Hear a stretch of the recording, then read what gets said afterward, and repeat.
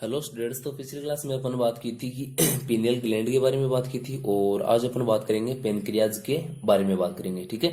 तो पेनक्रियाज क्या होता है, इसके कौन कौन सी सेल्स प्रेजेंट रहती है, कौन सी सेल से क्या कौन से हार्मोन का सिक्रेशन होता है, कौन से सेल क्या फंक्शन करती है। ठीक है। तो इसका बॉडी में क्या इन्फ्लुएंस होता है। ठीक है। ये सारी बात करेंगे आज की क्लास में। ठीक है। तो सबसे पहले बात करते हैं पेनक्रियाज की। पेनक्रियाज दोनों की तरह काम करता है, एंडोक्राइन और एक्सोक्राइन। ठीक है। तो पेनक्रियाज क्या होता है, दोनों की तरह काम करेगा। एक्सोक्राइन ग्लैंड की तरह भी काम करता है और एंडोक्राइन ग्लैंड की तरह भी काम करता है। एक्सोक्राइन और एंडोक्राइन का मतलब होता है कि ये जो अपना सिक्रेशन होता है, जो भी हार्मोन का सिक्रेशन होता है, वो डायरेक्ट कहाँ डालता है, ब्लड के अंदर भी डाल देता है डायरेक्टली, और कहाँ डालेगा, डक्ट के थ्रू भी डालता है। डक्ट के थ्रू किसी ऑर्गन को क्या ट्रांसफर करना होता है तो कहाँ डालेगा, ये डक्ट के अंदर भी डालेगा। और क्या सीधा डायरेक्टली कहाँ डालता है, ये ब्लड के अंदर भी डायरेक्टली डाल देता है। तो दोनों की तरह काम करता है, एंडोक्राइन और एक्सोक्राइन दोनों की तरह क्या करता है, ये फंक्शन करता है। ठीक है। तो पेनक्रियाज की बात करते हैं तो सबसे पहले अपन इसकी स्टडी करेंगे कि जो इसका जो एडिशनल जो फंक्शन जो होता है वो कहाँ रहता है, डाइजेस्टिव फंक्शन होता है। जो मेन फंक्शन होता है पेनक्रियाज का, वो कहाँ रहेगा, डाइजेस्टिव के अंदर ही रोल करेगा। रोल प्ले कहाँ करेगा, डाइजेस्टिव सिस्टम के अंदर ही अपना क्या करता है, रोल प्ले करता है। ठीक है। टू टाइप्स के क्या रहते हैं, टिश्यू प्रेजेंट रहते हैं। ठीक है। कौन कौन से रहते हैं, पेनक्रियाटिक एसिनी। ठीक है। कौन कौन से रहेंगे, पेनक्रियाटिक एसिनी और इजलेट ऑफ लैंगरहैंस। दो तरह के क्या रहते हैं, टिश्यू प्रेजेंट रहते हैं, पेनक्रियाटिक एसिनी और इजलेट्स ऑफ लैंगरहैंस। दो तरह के क्या रहते हैं, टिश्यू प्रेजेंट रहते हैं। जो पेनक्रियाटिक जो एसिनी रहती है, ठीक है, जो पेनक्रियाटिक एसिनी जो रहती है वो क्या किसका सिक्रेशन करती है, जो भी डाइजेस्टिव जो जूस होते हैं। ठीक है। जो डाइजेस्टिव जूस कहां से सिक्रेशन होंगे, पेनक्रियास से सिक्रेशन होंगे, वो कहां डाल देगा, डिओडेनम में डाल देगा। ठीक है। कहां डाल देगा, डिओडेनम में डाल देगा। स्मॉल इंटेस्टाइन का जो फर्स्ट पार्ट होता है डिओडेनम, वहां क्या कर देगा, ये अपना सिक्रेशन को डाल देगा। ठीक है, क्लियर। दूसरी बात करते हैं इजलेट्स ऑफ लैंगरहैंस। ये क्या करते हैं, जो भी ये सिक्रेशन होते हैं वो कहाँ डाल देंगे, डायरेक्टली कहाँ डालते हैं, ये ब्लड के अंदर डाल देते हैं। ठीक है। डायरेक्टली कहाँ डाल देंगे, ये ब्लड के अंदर डाल देंगे। ठीक है। मतलब जो एसिनी जो होती है वो तो सिक्रेशन कहाँ डालती है, डिओडेनम के अंदर डालते हैं। ठीक है। मतलब डक्ट के थ्रू डालेंगे। ठीक है। और लैंगरहैंस जो रहते हैं, इजलेट्स ऑफ लैंगरहैंस होते हैं, वो सिक्रेशन कहाँ डाल देते हैं, डायरेक्टली ब्लड के अंदर डाल देते हैं। ठीक है। सबसे पहले बात करते हैं इजलेट्स ऑफ लैंगरहैंस। इजलेट्स ऑफ लैंगरहैंस ये क्या रहते हैं, तीन टाइप के जो टिश्यू रहते हैं उससे क्या रहते हैं, फॉर्मेशन रहते हैं। कौन कौन से रहेंगे, अल्फा, बीटा और डेल्टा। तीन तरह के क्या रहते हैं, टिश्यू रहते हैं, और तीन तरह के टिश्यू ही क्या करते हैं, इसका फॉर्मेशन करते हैं। जो अल्फा वाला टिश्यू रहता है वो किसका सिक्रेशन करता है, ग्लूकागोन का। किसका सिक्रेशन करेगा, ग्लूकागोन का सिक्रेशन करेगा। ठीक है। और मैंने बताया था कि ग्लूकागोन का फंक्शन क्या रहता है, ग्लूकागोन का फंक्शन क्या रहता है, ब्लड के अंदर ग्लूकोज का लेवल को क्या करता है, ये इंक्रीज करता है। क्लियर है। दूसरी बात करते हैं बीटा जो टिश्यू होता है उसका क्या फंक्शन रहता है। जो बीटा जो टिश्यू रहता है वो सिक्रेशन करता है इंसुलिन का। किसका सिक्रेशन करेगा, इंसुलिन का सिक्रेशन करेगा। और जो डेल्टा टिश्यू होता है वो किसका सिक्रेशन करेगा, सोमेटोस्टेटिन का जो सिक्रेशन करेगा। तो इजलेट्स ऑफ लैंगरहैंस से तीन तरह के क्या रहते हैं, सिक्रेशन होते हैं, ग्लूकागोन, इंसुलिन और सोमेटोस्टेटिन। क्लियर।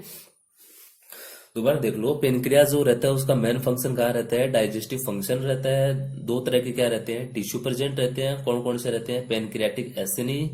ठीक है। जो एसिनी वाला है वो कहाँ अपना सिक्रेशन जो है वो कहाँ डाल देता है, डिओडेनम में डालता है। और कौन सा सिक्रेशन डालता है, डाइजेस्टिव जूस डालता है। इजलेट्स ऑफ लैंगरहैंस जो टिश्यू होता है वो किसका सिक्रेशन करता है, सिक्रेशन करता है और डायरेक्टली कहाँ डाल देगा, अपना ब्लड के अंदर डाल देगा। सबसे पहले अपन ने बात की थी इजलेट्स ऑफ लैंगरहैंस। जो लैंगरहैंस होते हैं वो तीन तरह के टिश्यू के क्या रहते हैं, फॉर्मेशन रहते हैं, अल्फा, बीटा और डेल्टा। जो अल्फा वाला होता है वो किसका सिक्रेशन करता है, ग्लूकागोन का सिक्रेशन करता है। बीटा वाला होता है वो किसका सिक्रेशन करता है, इंसुलिन का सिक्रेशन करता है। और डेल्टा वाला है वो किसका सिक्रेशन करता है, सोमेटोस्टेटिन का सिक्रेशन करता है। ठीक है, क्लियर है।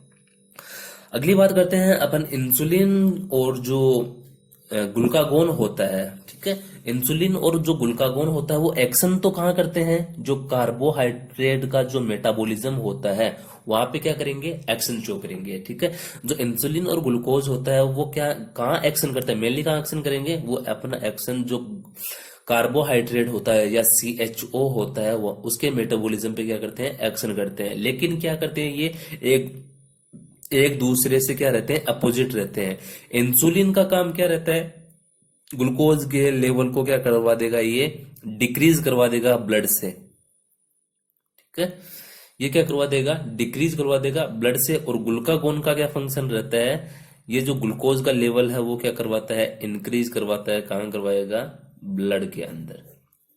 क्लियर है, दोनों का फंक्शन तो एक ही रहता है, लेकिन टारगेट क्या रहता है, दोनों का दोनों टारगेट सेम रहेगा। टारगेट कौन सा है, जो कार्बोहाइड्रेट का मेटाबॉलिज्म होता है वहां पे क्या रहेगा, इनका टारगेट रहेगा। लेकिन एक दूसरे के क्या रहते हैं, ये अपोजिट रहते हैं। इंसुलिन का काम रहता है डिक्रीज ब्लड, सॉरी डिक्रीज जो ग्लूकोज होता है उस पर एक्शन करेगा, और ग्लूकागोन क्या करवाता है, इंक्रीज ब्लड ग्लूकोज का लेवल करवाता है। क्लियर है।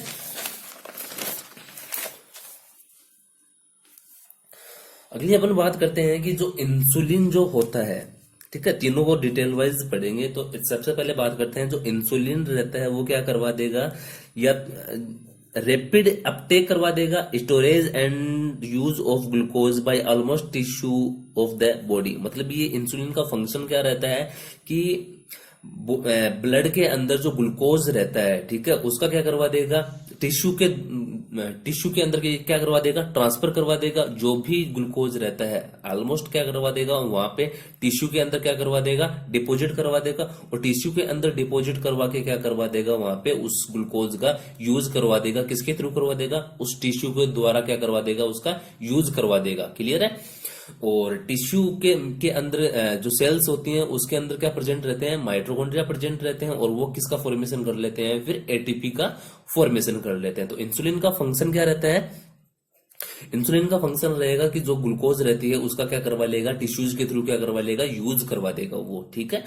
बात करते हैं ग्लूकागोन की। ग्लूकागोन का क्या रहते हैं, दो मेजर इफेक्ट रहते हैं, ठीक है। ग्लूकोज के जो मेटाबॉलिज्म होता है उसका दो मेजर इफेक्ट रहता है, ठीक है। कौन कौन सा रहेगा, पहला फंक्शन तो ये क्या करवा देगा, break down of liver glycogen, ठीक है, break down of liver glycogen. अब मैंने आपको पिछली क्लास में भी बताया था कि जो ग्लूकोज होता है वो ग्लाइकोजन के अंदर कन्वर्ट होके लीवर के अंदर क्या हो जाता है, डिपोजिट हो जाता है। लेकिन ये ग्लूकागोन क्या करता है, उसी लीवर के अंदर जो प्रेजेंट ग्लूकागोन होता है उसका क्या करवा देगा, ब्रेक डाउन करवा देगा वहां से, और किस में कन्वर्ट करवा देगा, ग्लूकोज के अंदर कन्वर्ट करवा देगा। और इसी प्रोसेस को अपन क्या बोलते हैं, ग्लाइकोजिनोलाइसिस।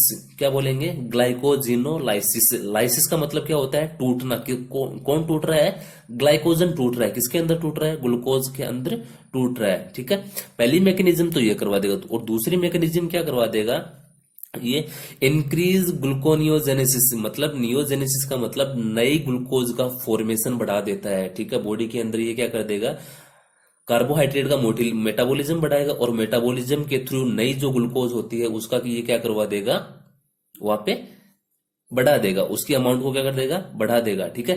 लास्ट अपन बात करते हैं सोमेटोस्टेटिन की, ठीक है। तो सोमेटोस्टेटिन क्या करता है, ये डेल्टा सेल से क्या होता है, सीक्रेट होता है, ठीक है। और उसके बाद में ये क्या करता है कि ये जो भी ग्लूकोज और इंसुलिन के जो हार्मोन होते हैं, या फिर मैं बात करूं कि इनका जो एक्शन रहता है, इनको दोनों को क्या करता है, ये रेगुलेट करता है। इंसुलिन और ग्लूकागोन की जो एक्टिविटीज को रेगुलेट करता है, कौन करेगा, सोमेटोस्टेटिन रेगुलेट करेगा। क्लियर है।